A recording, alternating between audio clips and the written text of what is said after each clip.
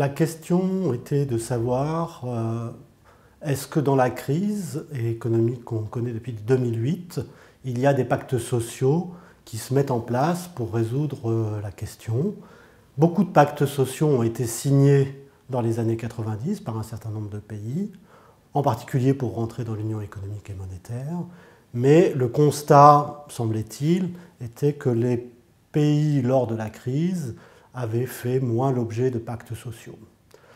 Le panel a plutôt trouvé qu'il y avait quand même quelques pactes sociaux, mais qui étaient probablement moins ambitieux qu'avant.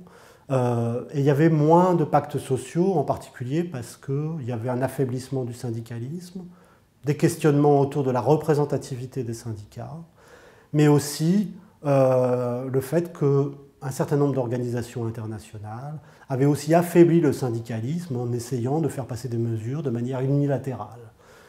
Et ça a posé des questions importantes, c'était de savoir que pouvait faire l'Union européenne, par exemple, pour favoriser les pactes sociaux. Il a semblé qu'il était important, d'une part, que l'Union européenne, notamment lors de ses recommandations aux États membres,